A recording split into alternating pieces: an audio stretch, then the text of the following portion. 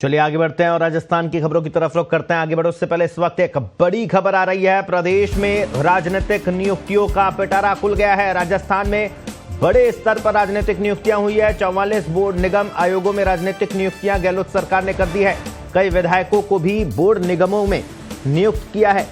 राजस्थान में बड़े स्तर पर राजनीतिक नियुक्तियां हो गई है। पिछले लंबे समय से जो राजनीतिक नियुक्तियों को कयास लगाए जा रहे थे, इंतजार किया जा रहा था, ये माना जा रहा था कि बजट सत्र में सरकार राजनीतिक नियुक्तियां कर सकती है, क्योंकि दिल्ली से 31 जनवरी को ही जो नाम है उन पर मोहर लग गई थी। पूरी खबर पर ज्यादा जानकारी के लिए जयपुर से हमारे सहयोगी फिरोज सैफी फोन लाइन पर जुड़े हैं। जी फिरोज, 44 नाम ऐसे सामने आए हैं। पहले तो सबसे पहले बताएं कौन कौन वो नाम है और कहां कहां एडजस्ट किया है।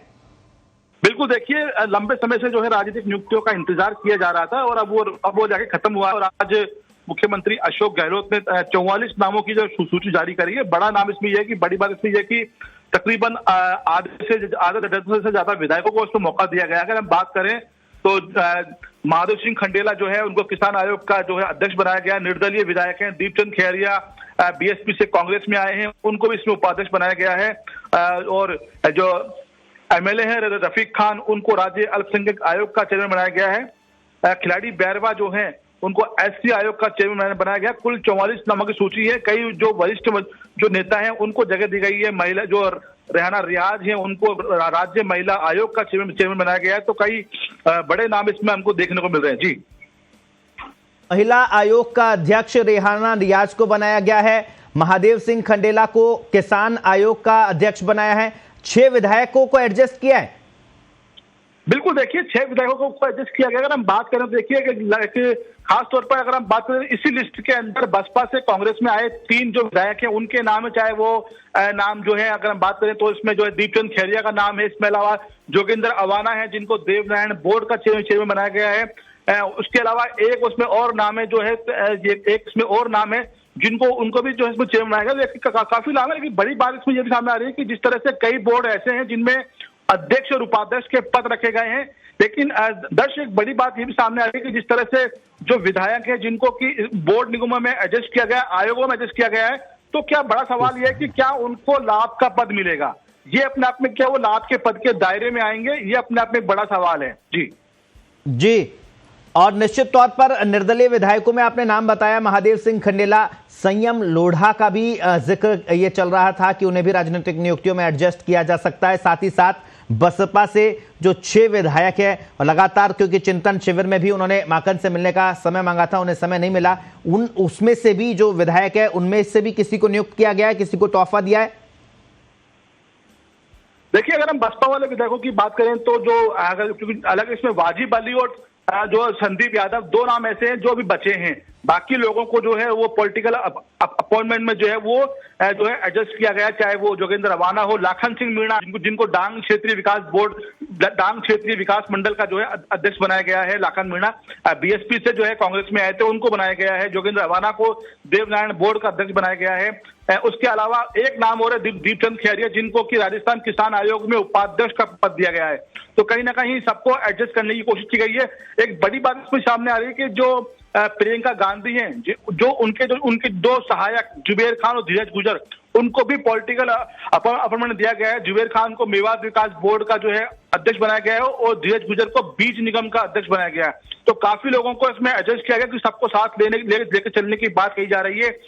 इसमें एक और विधायक है कृष्णा पूनिया, जिनके बड़ी बात है उनके खुद के पति जो है वो राज्य क्रीड़ा परिषद के अंदर मुख्य कोच हैं और अब कृष्णा पूनिया को उसी राज्य क्रीड़ा परिषद के अंदर जो है चेयरमैन बनाया गया। तो ये अपने आप में एक बड़ा सवाल है और सबसे बड़ा सवाल यही है कि जितने भी जो विधायक है जिनको कि राजनीतिक नियुक्ति में एडजस्ट किया गया है, क्या वो लोग लाभ के पद के जो पद हैं, चाहे वो कैबिनेट मंत्री का पद हो, चाहे वो राज्य मंत्री का पद हो, क्या वो उनकी सुविधाएं उनको मिलेंगी या नहीं मिलेगी, या फिर जिस तरह से मुख्यमंत्री अशोक गहलोत ने अपने जो सलाहकार थे उनको नियुक्त किया था, क्या उसी प्रकार से उनको भी नियुक्त किया गया है या इसके लिए कोई और तो नियम कायदे हैं वो बदले गए हैं। ये अपने आप में बड़ा सवाल है। जी फिरोज, ये तो थी सत्ता पक्ष की बात।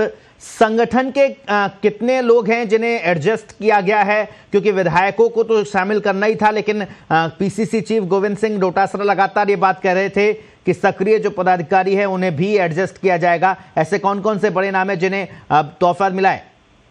देखिए, अगर हम बात करें तो इसमें अधिकांश नाम जो वो हैं जो पूर्व में जो है विधायक रह चुके हैं, मंत्री रह चुके हैं या सांसद रह चुके हैं। उन लोगों को पॉलिटिकल अपॉइंटमेंट में जो है वो जो है जैसे बड़ी बात ये भी सामने है, बड़ी बात यह भी है कि जिस तरह से पहले ये कहा गया था कि जो सांसद का और विधायक का चुनाव जो है वो लड़ चुके हैं उनको पॉलिटिकल अपॉइंटमेंट में जो है एडजस्ट नहीं किया जाएगा, लेकिन वो वाला क्रम अब टूट चुका है। हम बात करें रामेश्वर डूडी हैं जिनको कि स्टेट एग्रो इंडस्ट्री लिमिटेड का बोर्ड का चेयरमैन बनाया गया, वो विधानसभा चुनाव हारे हैं, उनको इसमें एडजस्ट किया गया है। एक और बड़ा नाम है डॉक्टर चंद्रबान का, जो इनको 20 सूत्री जो कार्यक्रम है उनमें एडजस्ट किया गया है।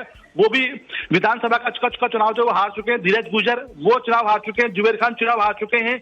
उसके अलावा और एक नाम है, बड़ा नाम की अगर मैं बात करूं तो इसमें एक नाम और आता है गोपाल सिंह शेखावत, जो कि आज संबंध से लोकसभा का चुनाव हारे थे, उनको वरिष्ठ नागरिक कल्याण बोर्ड का चेयरमैन बनाया गया है।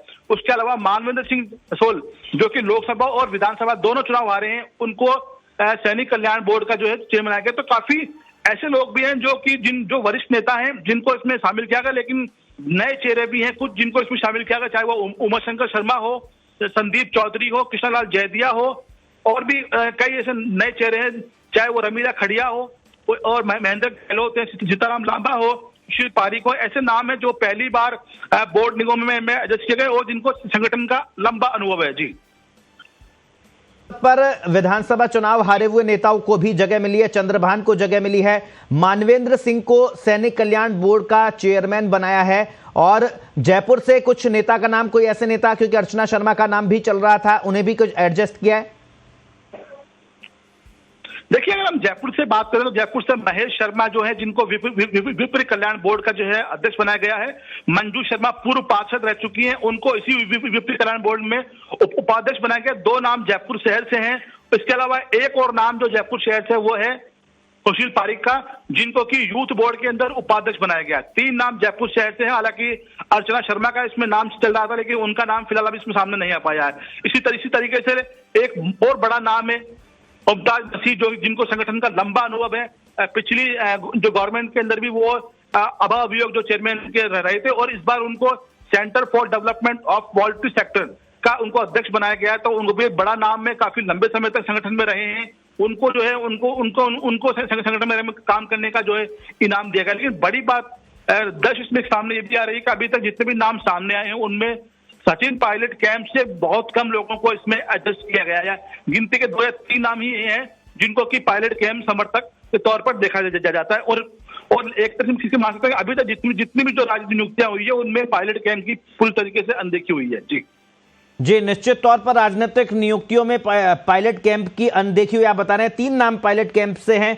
क्या लगता है, क्योंकि अब राजनीतिक नियुक्तियों का इंतजार पिछले काफी समय से किया जा रहा था, अब नाम सामने आ गए हैं, क्या एक बार फिर से पार्टी में घमासान देखने को मिलेगा? बिल्कुल, देखिए, क्योंकि पायलट कैंप लगातार इस बात को उठाता आ रहा है कि जो जिन लोगों ने पार्टी के लिए काम किया, जिन लोगों के दम पे जो है सरकार बनी है, उन लोगों को उसका इनाम मिलना चाहिए। लेकिन और इसी बात को लेकर पिछले दिनों जब बात करें, पिछले साल जब सियासी संकट आया था, तब भी यही मामला प्रियंका गांधी के समक्ष भी उठाया गया था। पायलट लगातार इस मामले को उठा रहे हैं कि जल्द से जल्द पॉलिटिकल अपॉइंटमेंट होने चाहिए। लेकिन जो लिस्ट सामने आई है अब तक 44 लोगों की, उसमें काफी हैरानी की बात यह है कि उनके लोगों को इसमें एडजस्ट नहीं किया गया है। जी, निश्चित तौर पर एडजस्ट नहीं किया गया है। और क्या लगता है, क्योंकि राजनीतिक नियुक्तियों का अपन पूरा विश्लेषण करें तो किसकी चली है? देखिए, अगर बात करें तो इस पूरी जो लिस्ट है, अभी तक की जो लिस्ट है, देखिए इसमें बड़ा एक जो भ्रम है वो टूटा है इस बार, क्योंकि पहले अमूमन ये तौर पे ये माना गया था कि जो अशोक गहलोत है, अगर वो किसी को एक बार कोई चीज देते हैं दोबारा नहीं देते हैं। लेकिन इस बार वो क्रम टूटा है। पिछली बार अशोक गहलोत सरकार 2 के अंदर जिन लोगों को पॉलिटिकल अपॉइंटमेंट दिए गए थे, उन्हीं लोगों को फिर से पॉलिटिकल अपॉइंटमेंट जो है वो दिए गए हैं, चाहे वो पुखराज पार्षद हो, धर्मेंद्र राठौड़ हो, उसके अलावा राजीव अरोड़ा हो, और भी नाम है इसमें, और भी कई निश्चित नाम है जिनको कि वो वापस नियुक्त किया गया है। तो कहीं ना कहीं मुख्यमंत्री अशोक गहलोत ने अपने करीबी लोगों पर फिर से जो है एक तरीके से उनको भरोसा दिया है और उनके साथ खड़े हुए हैं। तो कहीं ना कहीं एक बड़ा मैसेज देने की कोशिश है वो यहाँ पर की गई है। लेकिन अब सवाल यह भी उठता है कि जिन लोगों के नाम नहीं आ पाए हैं और जो लोग लगातार इस मामले को लगातार उठा रहे थे, क्या अब आगे चलकर घमासान होगा? ये एक निश्चित तौर पर मान के चलिए कि आगे घमासान होना तय है। जी आखिरी सवाल लूंगा, क्योंकि रफीक खान को भी चेयरमैन बनाया गया है। राजस्थान राज्य अल्पसंख्यक आयोग का चेयरमैन उन्हें बनाया गया है और ये वो नाम था जिसका नाम चल रहा था जयपुर में जिलाध्यक्ष पद को लेकर। तो अब उन्हें राजनीतिक नियुक्तियां दे दी गई है, अब वहां से वो साफ अब कुछ और दूसरा नाम। बिल्कुल, देखिए क्योंकि ये एक संवैधानिक पद है तो लिहाजा आप जो वो एक तरीके से पार्टी में जो है सक्रिय नहीं रह पाएंगे, क्योंकि संवैधानिक पद। इसी तरीके से जो महिला कांग्रेस की अध्यक्ष है रेहाना रियाज, उनको महिला आयोग का अध्यक्ष बनाया गया है। तो अब वो भी पार्टी में जो है सक्रिय नहीं रह पाएंगी, तो दोनों ही संवैधानिक पोस्ट है। तो लिहाजा अब पार्टी के लिए एक विचार करना पड़ेगा कि महिला जो कांग्रेस के लिए एक नया नाम ढूंढना पड़ेगा प्रदेश के लिए। और इसी तरीके से जयपुर शहर में, क्योंकि रफीक खान लगातार इसके जो है जयपुर शहर हेरिटेज के अध्यक्ष बनने के लिए लॉबिंग कर रहे थे, लेकिन अब उनकी जो लॉबिंग है वो भी खत्म हो चुकी है और अब एक नया नाम जिस तरह से मान के चलिए कि अब कोई नया नाम जो है वो जयपुर शहर की दौड़ में फिर से शुरू होगा, क्योंकि संवैधानिक पोस्ट पे वो आ चुके हैं। इसलिए लिहाजा जो पॉलिटिकल जो माफ कीजिएगा जो संगठनात्मक गतिविधियां हैं उनमें उनकी भागीदारी बिल्कुल नहीं रहेगी। जी बहुत बहुत शुक्रिया फिरोज तमाम जानकारी के लिए। तो इस वक्त की बड़ी खबर आपको बता दें, राजनीतिक नियुक्तियां गहलोत सरकार ने कर दी है। 44 नाम सामने आए हैं, एक एक करके आप आपको बताएंगे, लेकिन फिलहाल